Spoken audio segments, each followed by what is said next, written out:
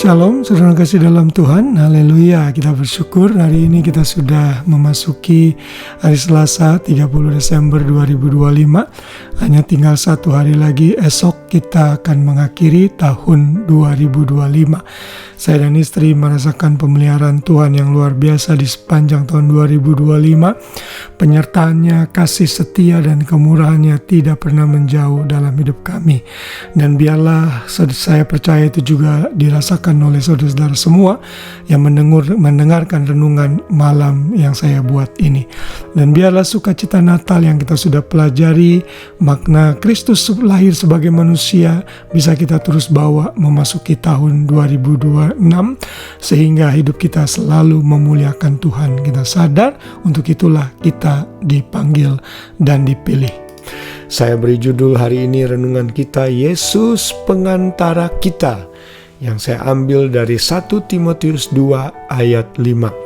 Karena Allah itu Esa pula Dia yang menjadi pengantara antara Allah dan manusia, yaitu manusia Kristus Yesus. Saudara, kelahiran Yesus yang kita sudah pelajari di sepanjang bulan Desember ini memberikan satu implikasi lagi kepada kita. Karena di sini jelas dikatakan Dia yang menjadi pengantara Allah dan manusia, yaitu manusia Kristus Yesus. Kenapa Yesus harus menjadi manusia? Karena Dia menjadi pengantara kita. Pengantara dalam hal apa? Pengantara dalam merestorasi hubungan yang sudah rusak antara manusia dengan Tuhan dikarenakan dosa yang sudah masuk ke dalam dunia melalui Adam yang membangkang perintah Tuhan. Dan kelanjutan ayat 6 di sana dikatakan yang telah menyerahkan dirinya sebagai tebusan bagi semua manusia. Itu kesaksian pada waktu yang ditentukan. Jadi Yesus sebagai manusia yang sudah lahir dalam peristiwa Natal menjadi pengantara atau bridge, penghubung antara kita dengan Bapa yang hubungannya sudah terputus. Kata Yunani dari kata pengantara adalah mesites, yang artinya a go-between atau intercessor, pendoa syafaat atau mediator, orang yang menjadi media untuk menjembatani dua pihak yang berkonflik. Bukankah kita berkonflik dengan Bapa karena dosa? Karena itulah dalam manusia Yesus kita sudah didekatkan dengan Bapa, karena Yesus yang menjadi jembatan penghubung itu. Kitab Ibrani adalah salah satu kitab yang menyebut banyak sekali mengenai konsep Yesus sebagai pengantara kita. Yesus diumpamakan sebagai domba Paskah, Yesus diumpamakan sebagai imam besar, malaikat lebih tinggi dari malaikat.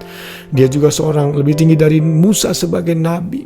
Dia pengantara kita. Salah satunya misalnya dalam Ibrani 7 ayat 25. Di sana dikatakan karena itu Ia sanggup juga menyelamatkan dengan sempurna semua orang yang oleh Dia, maksudnya oleh Yesus, datang kepada Allah, sebab Ia hidup senantiasa untuk menjadi pengantara kita. Ya, ini juga sama kata yang dipakai mesites sebagai pendoa syafaat bagi kita. Ada lagi ayat-ayat yang lain dalam pasal 8 ayat 6, 9 ayat 11, 9 ayat 15, Ibrani 12 ayat 24. Ayat itu menggambarkan Yesus sebagai pengantara kita. Dan ayat yang terakhir yang saya mau share dalam renungan malam ini adalah 1 Yohanes 2 ayat 1. Anak-anakku, hal-hal ini kutuliskan kepada kamu supaya kamu jangan berbuat dosa. Namun jika seorang berbuat dosa, artinya jatuh dalam dosa, kita mempunyai seorang pengantara pada Bapa, yaitu Kristus Yesus yang adil. Jadi orang Kristen itu tidak mungkin sempurna. Kita masih bisa jatuh dalam dosa, tapi dosa yang saat itu kita jatuh tidak akan punya hak lagi untuk accuse kita, menuduh kita di hadapan Bapa. Karena Yesuslah yang sudah menyucikan kita menjadi pengantara, berdoa syafaat untuk kita. Dia teman kita, sahabat kita yang mendamaikan kita dengan Bapa. Sehingga ada jaminan kekal di dalam Dia bahwa kita akan selamat sampai kesudahannya. Wah, luar biasa. Ini satu jaminan yang tidak bisa diberikan oleh siapapun juga kecuali Yesus Tuhan yang sudah lahir menjadi manusia dan menyelamatkan kita dari dosa. Oh, haleluya, memasuki tahun yang baru ini kita mengerti makna Natal yang sesungguhnya. Kita juga mengerti message ini mesti kita bawa di tahun yang baru.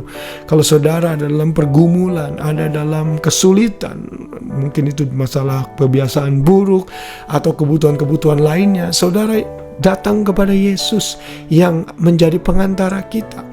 Karena itulah setiap kali kita berdoa, kita katakan di dalam nama Yesus, amin. Artinya setiap doa yang kita naikkan di dalam nama Yesus akan sampai kepada Bapa, karena Bapa sudah memiliki pengantara di tengah-tengah antara kita dengan dirinya, yaitu Yesus Kristus yang sudah lahir menjadi manusia. Jangan takut menghadapi masa depan kita di tahun 2026. Mungkin ekonomi tidak makin lebih baik, keadaan dunia tidak makin lebih baik, tapi bersama Tuhan yang menjadi pengantara kita, kita akan bisa menjalani hari-hari kita dengan sukacita. Kiranya renungan malam ini memberkati kita semua. Selamat malam, selamat beristirahat. Tuhan memberkati. Shalom.